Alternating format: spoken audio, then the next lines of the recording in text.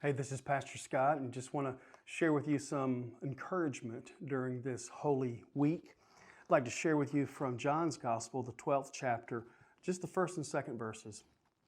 6 days before the Passover, Jesus came to Bethany, where Lazarus lived, whom Jesus had raised from the dead. Here, a dinner was given in Jesus' honor.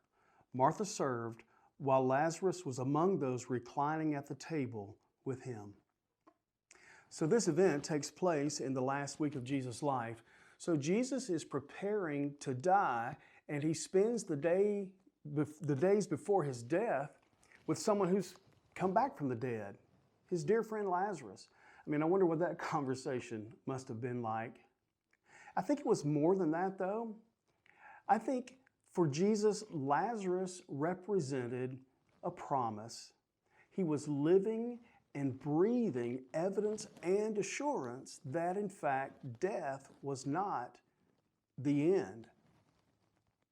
So in these days of anxiety that Jesus experienced, who did he seek out?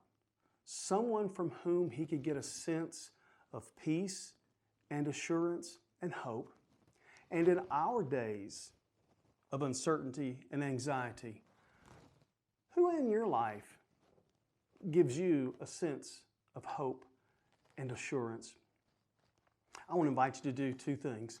First of all, I want you to seek out one of those persons or several of those persons that give you hope and assurance. Someone that speaks and lives life into you. Call them, text them, Facebook them, Zoom them. We're all technology experts since we've been sheltering at home now. But however you do it, just connect with them. Those are the people that we really need in our lives right now. And secondly, I want to encourage you to do this.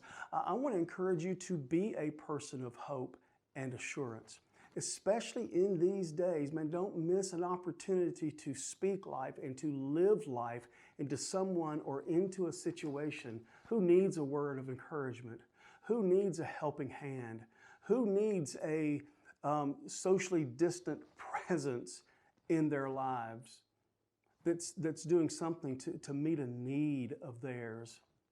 Our elderly people are feeling very isolated right now.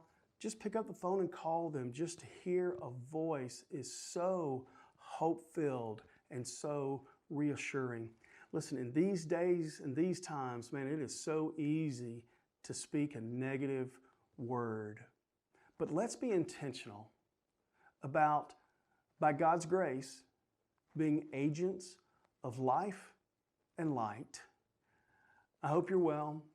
I hope you're making it through these days. Let me assure you, this is all going to end one day, and we're going to be able to worship together one day. We're going to be able to see each other and shake hands and hug and all those, eat together. So in the meantime, let's be agents of light and life. Blessings.